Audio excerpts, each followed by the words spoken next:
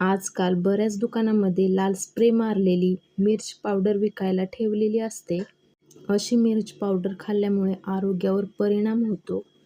परंतु नैसर्गिकरित्या घरगुती बनवलेली मिर्च पावडर खाल्ली तर आरोग्याला फायदा होतो. भारतीय स्वयंपाकात भाजीची चव, रंग आणि तिखटपणा वाढवण्यासाठी याचा मोठ्या प्रमाणावर वापर केला जातो. लाल तिखटामध्ये व्हिटॅमिन ए, व्हिटॅमिन सी आणि अँटीऑक्सिडंट्स भरपूर असतात, जे शरीराची रोगप्रतिकारशक्ती वाढवण्यास मदत करतात. यामध्ये असलेले कॅप्सेसिन घटक शरीरातील चयापचय वाढवतात आणि पचनक्रिया सुधारण्यास मदत करतात.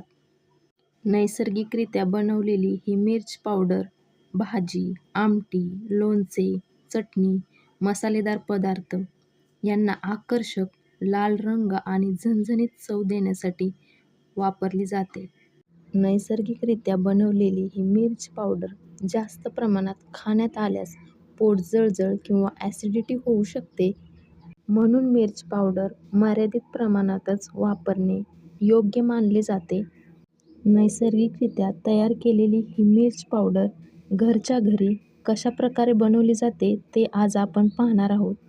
काही दुकानदार मिरच्याचे वजन वाढावे म्हणून या मिरच्यांवरती पाणी मारतात. यामुळे या मिरच्यांचे तात्पुरते वजन वाढते. अशा पाणी मारलेल्या मिरच्या आपण दुकानदाराकडून विकत घेतो. अशा पाणी मारलेल्या मिरच्या जर आपण तिखट करण्यासाठी घेतल्या तर त्या लवकर बारीक होत नाहीत. अशा पाणी मारलेल्या मिरच्यांचे आपण तिखट जर केले तर ते भाजीमध्ये पूर्णपणे मिक्स होत नाही आणि त्या भाजीची चव पूर्णपणे बदलते. यासाठी दुकानातून आणलेल्या मिरच्या 1 ते 2 तास कडक उन्हामध्ये वाळवत ठेवा.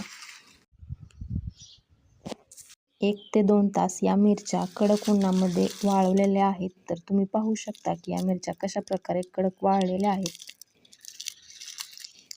वाळल्यानंतर या मिरच्यांचे देठ काढून घ्या.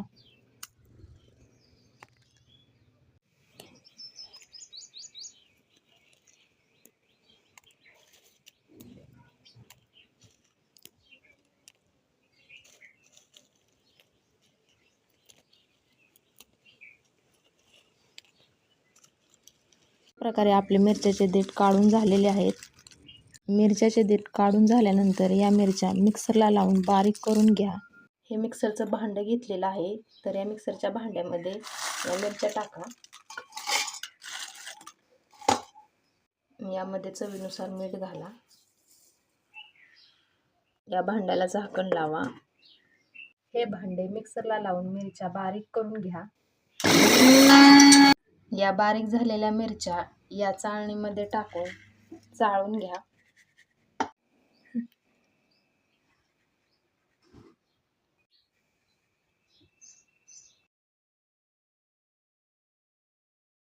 अशा प्रकारे आपली मिर्च पावडर तयार झालेली आहे.